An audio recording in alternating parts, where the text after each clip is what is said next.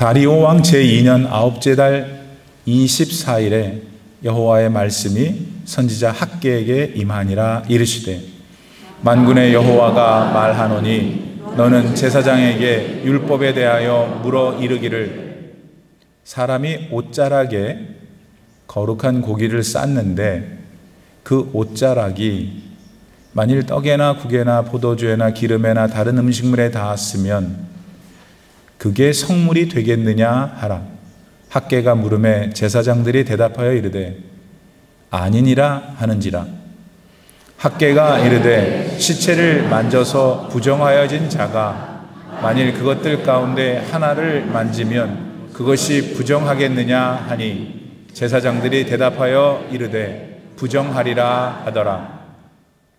이에 학개가 대답하여 이르되 여호와의 말씀에 내 앞에서 이 백성이 그러하고 이 나라가 그러하고 그들의 손의 모든 일도 그러하고 그들이 거기에서 드리는 것도 부정하니라. 이제 원하건대 너희는 오늘부터 이전 곧 여호와의 전에 돌이 돌 위에 놓이지 아니하였던 때를 기억하라. 그때에는 20고루 곡식 더미에 이른즉 10고루뿐이었고 포도즙 틀에 50고루를 기르러 이른즉 20고루뿐이었었느니라. 만군의 여호와가 말하노라. 내가 너희 손으로 지은 모든 일에 곡식을 마르게 하는 재앙과 깐부기 재앙과 우박으로 쳤으나 너희가 내게로 돌이키지 아니하였느니라. 너희는 오늘 이전을 기억하라. 9째 달 24일 곧 여호와의 성전 지대를 쌓던 날부터 기억하여 보라.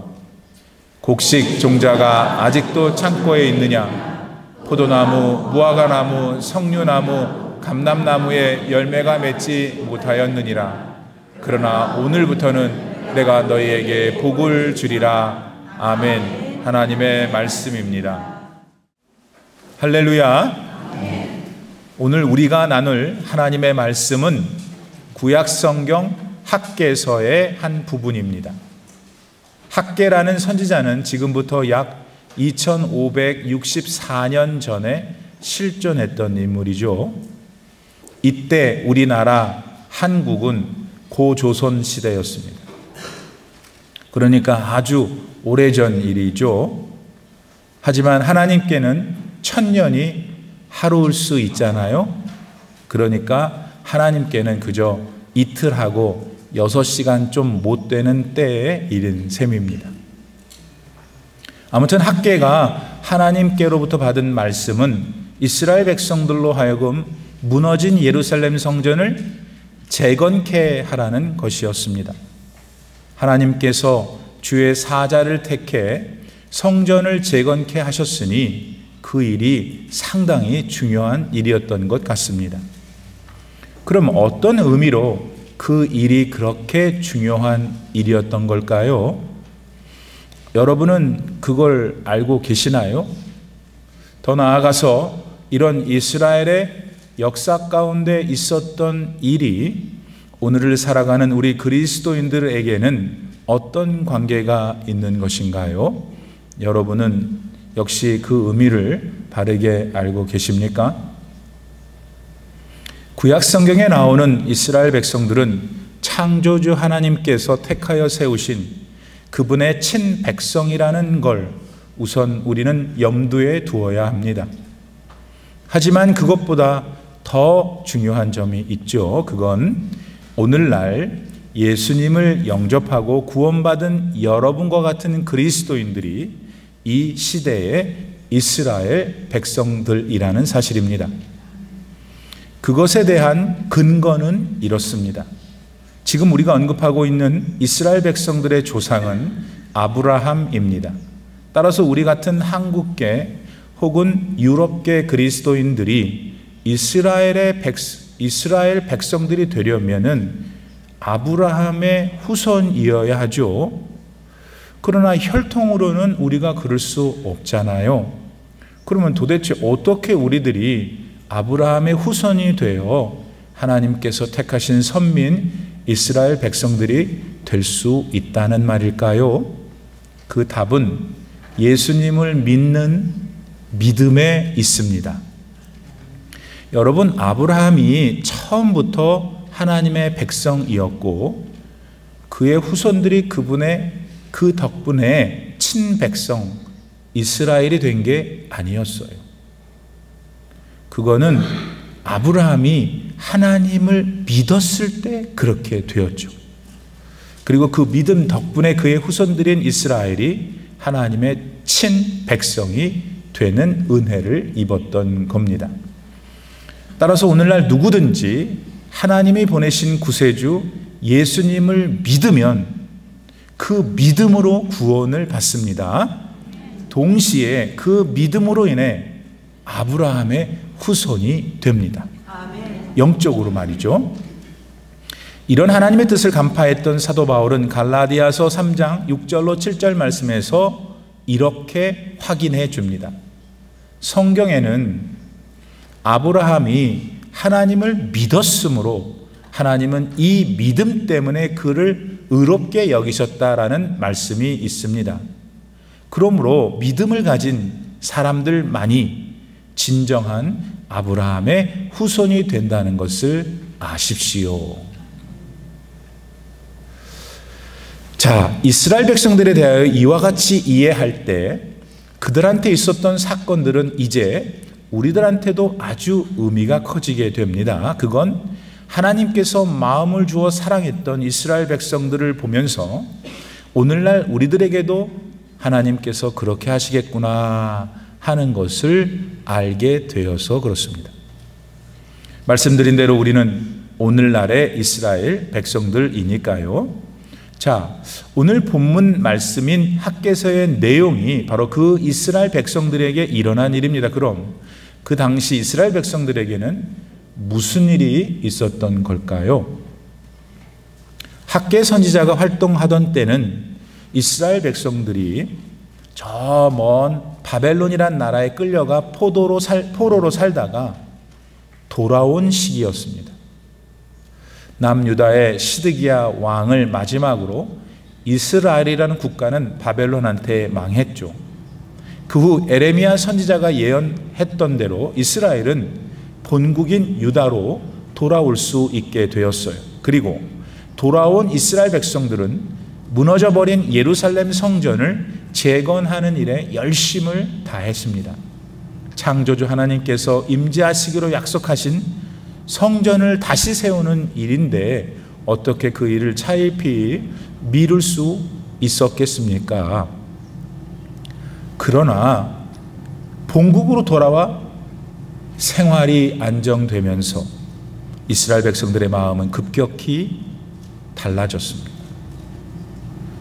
꼭 성전을 다 완공해야 하나?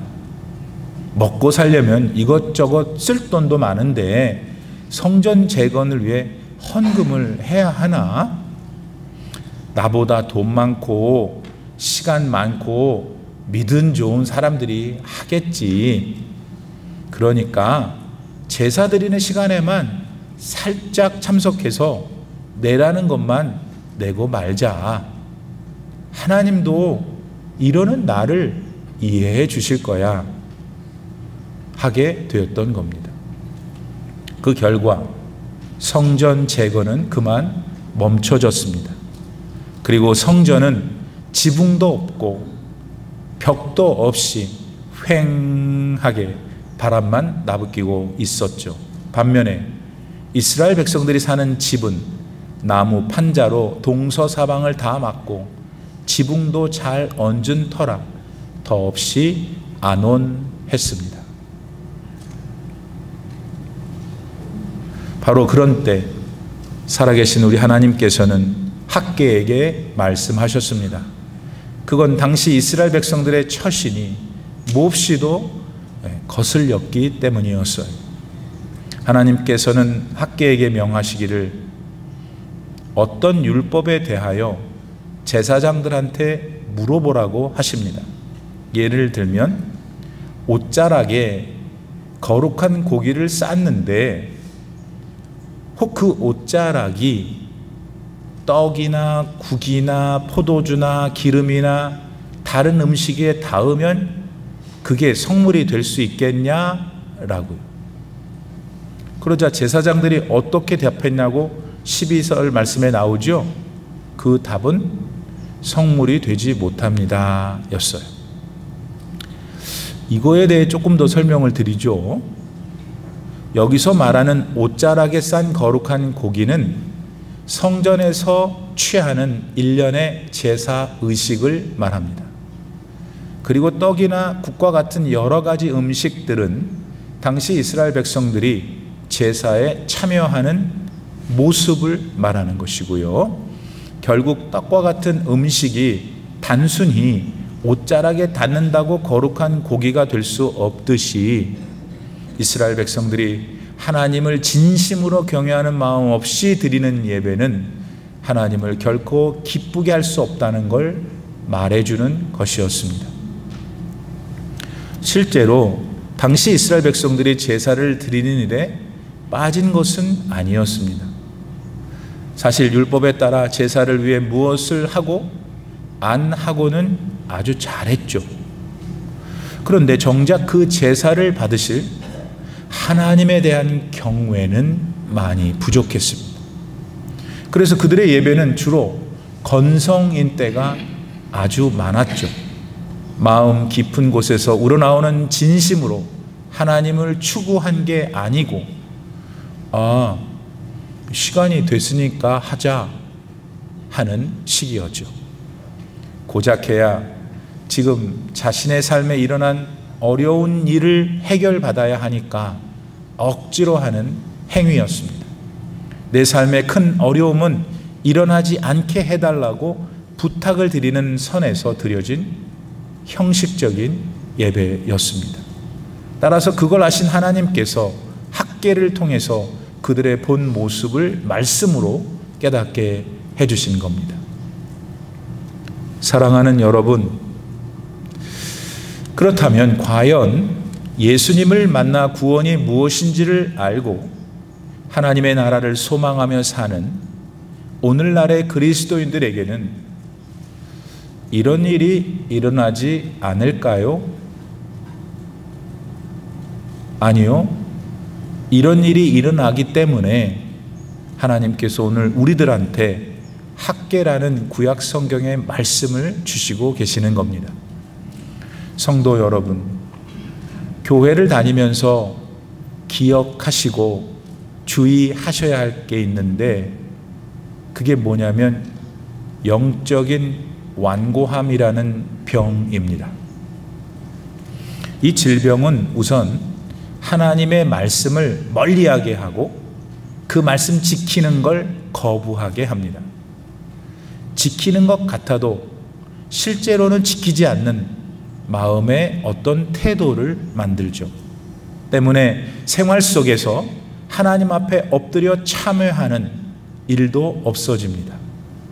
그러면서 거의 모든 생각이 자신의 삶에 유익이 되는 일들에만 꽂힙니다. 어떻게 돈을 모아 그걸 사고 애들을 위해 뭘 해야 하며 나의 기쁨과 즐거움과 안락을 위해 뭘 해야지에만 전념합니다. 그러다가 예배 시간을 기억하고 그 자리에는 갑니다. 요즘 말로 하나님을 향한 영혼은 없이 벌받지 말아야 하니까 하는 기복적인 태도로 예배에 가는 거죠. 학계 선지자 시대의 이스라엘 백성들이 꼭 그랬습니다. 그것이 살아계신 우리 하나님의 마음을 너무 아프게 했습니다. 그런데 그 하나님께서 지금 우리들의 예배를 내려다보고 계십니다. 그렇다면 오늘 우리들을 향한 하나님의 마음은 어떠실까요? 사랑하는 여러분, 여러분에게는 하나님 앞에서 무작정 고집하는 나쁜 완고함은 없으십니까? 이스라엘의 초대왕이었던 사울은 아주 잘못된 인생을 살았습니다. 그리고 그의 딸은 비참한 최후를 맞기도 했고요. 사실 사울은 인물이 얼굴이 아주 잘생긴 사람이었습니다.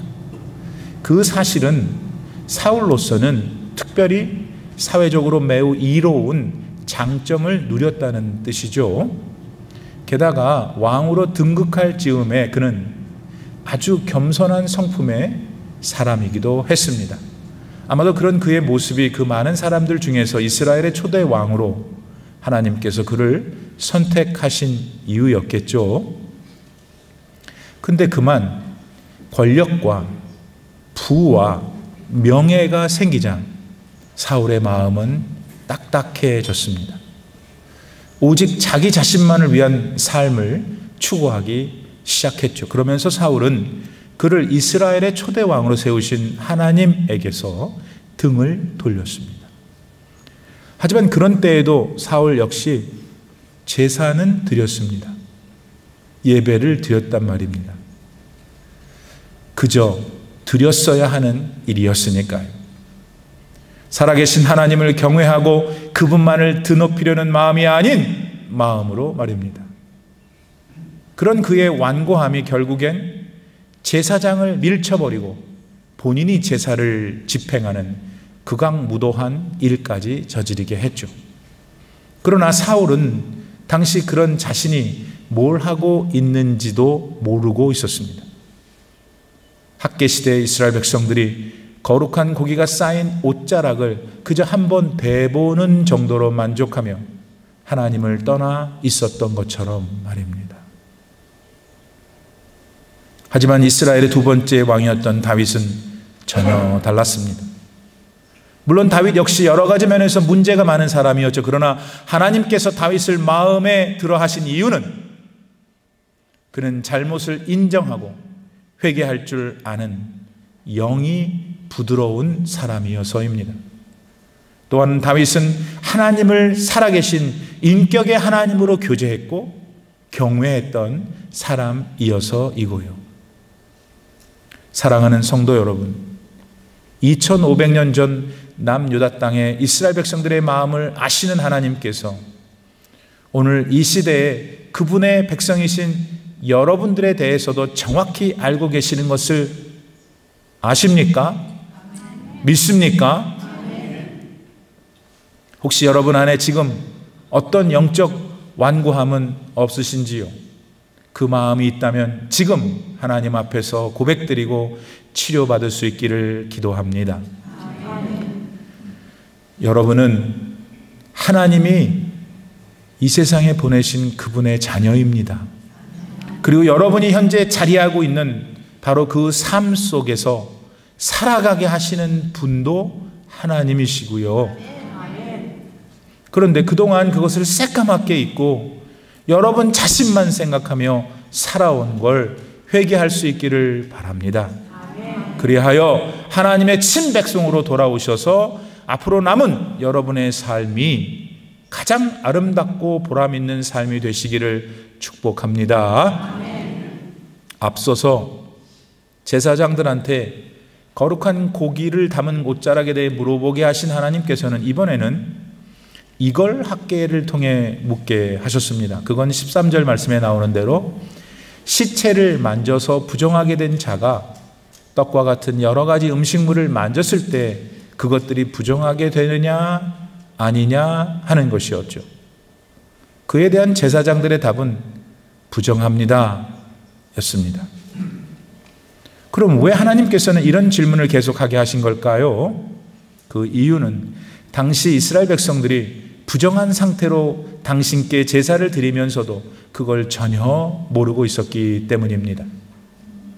그렇게 부정한 상태로 제사를 드리면서도 그들은 그 제사를 하나님께서 넙죽 기쁘게 받으실 거라고 생각하고 있었죠. 말하자면 예배를 받으시는 분이 하나님이신데 그 하나님께서 자신들이 드리는 예배를 어떻게 생각하실까에는 조금도 관심이 없었다는 말입니다.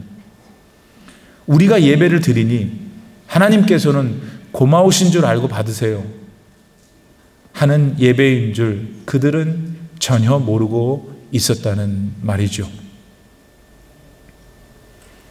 자, 전후가 이럴 때 그래도 우리 하나님께서 그런 예배에 대해서라도 아무 반응이 없으시면 다 괜찮은 일일 수 있습니다. 하나님이 받으셨나 보죠. 그러나 우리 하나님께서는 그렇지 않으셨어요. 왜? 우리 하나님은 살아계신 인격의 하나님이시기 때문에. 인격의 하나님이란 말은 하나님도 우리처럼 느끼고 말씀하고 반응하신다는 의미입니다. 여러분은 이걸 알고 그분을 신앙하는 믿음의 삶을 살고 계십니까? 그러나 당시 대다수의 이스라엘 백성들은 그러지 못했습니다. 세상의 즐거움이, 돈이, 권력이, 쾌락이, 명예가 그들을 그렇게 만들었습니다. 그것들을 위해서만 살라고 유혹하는 사탄의 권세에 완전히 눌려 있었던 거죠. 오늘 여러분은 그렇지 않으신가요? 한편 이런 영적 완고함과 무지 속에 살던 이스라엘 백성들한테 이제 우리 하나님께서는 거기서 벗어날 수 있는 길을 알려주십니다. 그건 본문 15절 말씀에 나오는 대로 과거를 기억하는 일이었습니다. 15절 말씀을 제가 읽어드리죠. 이제 원하건대 너희는 오늘부터 이전 곧 여호와의 전에 돌이 돌 위에 놓이지 아니하였던 때를 기억하라. 이거 도대체 무슨 말씀입니까? 바벨론 포로에서 돌아온 이스라엘 백성들이 초기와는 달리 생활에 안정이 생기면서 성전 재건하는 일에 열정이 식은 그 때를 기억하라는 것이죠. 여러분, 그때 그들에게 무슨 일이 있었죠? 16절, 17절 말씀이 그 답입니다. 그 말씀에 따르면 그때 이스라엘 백성들은 성전 재건을 멈추고 오직 자기들만 위해 살았습니다. 그때 하나님께서는 이스라엘 백성들에게 재앙을 내리셨죠. 예를 들자면 저기 곡식 더미가 있어서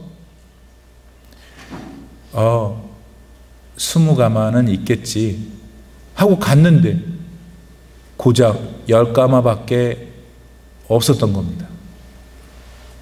또 포도주 50통이 있겠지 그래서 가지러 갔는데 가서 보니까 불과 20통밖에 없는 현실을 하나님께서 만들어 놓으신 것입니다. 그럼 어떻게 그런 불행한 현실을 갖게 되었죠? 17절 말씀에 보면 그건 하나님께서 이스라엘 백성들이 손으로 지은 모든 일에 재앙을 내리셨기 때문이었어요. 그 결과 성전 재건을 저버렸던 그 시기에 이스라엘 백성들의 창고에는 곡식 종잣조차 없었어요. 여러분, 그랬으니 다음 해에 뭘로 심어 곡식을 얻을 수 있었겠어요? 그런 비참함이 성전 재건 곧 하나님을 경외하는 마음을 버리고 그저 세상에 취해 있었던 이스라엘 백성들에게 임한 것이었습니다. 19절 말씀 중에 연이어 나오는 온갖 유실수에 열매가 달리지 않은 것도 같은 벌로 받은 것이었고요. 그래서 살아계신 우리 하나님께서는 지금 성전 재건을 다시 시작한 이스라엘 백성들에게 그들이 그렇게 하지 못했던 지난 과거를 떠올려 보려고 하시는 겁니다. 사랑하는 성도 여러분, 신앙생활을 하면서 이따금씩 오늘을 기준으로 지나간 자신의 과거를 돌아보는 일은 매우 유익합니다. 오늘의 내가 있기까지 하나님 안에서 나의 지난 날들은 어떠했지? 그것에 대해서 성찰한다면은 여러분을 이 세상에 보내신 하나님을 떠올리게 하고 그분 안에서 여러분의 삶을 더욱 바르게 세워갈 수 있을 겁니다. 여러분, 어떤 질병을 얻었을 때 우리는 보통 그 병에 대해 어떻게 대처하죠? 여러 가지 것들을 신경 쓰며 조절하잖아요. 자제하기도 하고 또 어떤 것은 힘을 더 쓰기도 하고요. 맞죠? 예수님을 구원자요 하나님의 아들로 알고 믿게 된 그리스도인들에게 영적 완고함이라는 질병이 찾아올 수 있어요. 자, 그럴 때 우린 어떻게 해야 할까요? 우선은 하나님 말씀을 더 가까이 하는 노력을 해야 합니다. 그리고 오직 나만을 위한 삶을 추구하면서 하나님을 버리는 일을 줄여가다가 마침내 끊을 수 있어야 합니다. 그러면은 여러분이 마침내 살아나게 됩니다. 19절 말씀 맨 마지막의 말씀처럼 하나님께서 내려주시는 복을 받아 누리며 반드시 행복하게 살게 됩니다. 그게 하나님께서 하신 약속이니까요. 2500년 전 살아계신 우리 하나님께서는 학개 선지자를 통하여 당시 그분의 친백성이었던 이스라엘에게 말씀을 주셨습니다. 사랑했던 그분의 친백성을 살리기 위해서 그렇게 하셨습니다. 그런데 바로 그 생명이 되는 말씀을 오늘 여러분에게도 들려주고 계십니다. 여러분은 오늘 이 시대에 하나님께서 택하신 친백성이기 때문입니다. 여러분, 그렇다면 오늘 여러분이 다시 하셔야 할 성전 제거는 무엇입니까? 성전인 여러분 내면을 하나님의 거룩하신 말씀으로 날마다 채우는 것, 그겁니다. 또한 그 말씀으로 여러분 안에서 늘 역사하시는 예수님의 영이신 성령님과 소통하는 일입니다. 9월의 마지막 주일을 보내며 이제 깊은 가을로 들어가는 오늘입니다. 남은 소중한 여러분의 2024년 하반기를 그와 같은 바른 믿음 안에서 보내셔서 하나님의 놀라운 축복을 많이 받아 누리는 역사가 나타나길 예수님의 이름으로 축원드립니다. 아멘. 기도하겠습니다. 2500여 년 전에 이스라엘 땅에 있었던 사건을 오늘 우리에게 들려주시면서 너 지금 영적으로 너무 완고하구나. 너의 무너진 성전을 재건하라 하시는 하나님의 성음을 듣고 네 주님, 제가 너무 나만 위해서 살았습니다. 나만 위해서 살았습니다. 결국 그것이 나에게 비극이 된다는 것을 깨닫지 못했습니다. 하나님을 위하여 살 때, 하나님의 영광을 위하여 살 때 결국 나의 삶이 최고의 삶을 산다는 것을 다시 깨닫습니다. 주님, 그런 삶으로 나아갈 수 있도록 도와주십시오. 기도하시는 모든 성도들의 기도를 주님 응답하여 주옵소서. 예수님의 이름으로 간절히 기도드립니다. 아멘.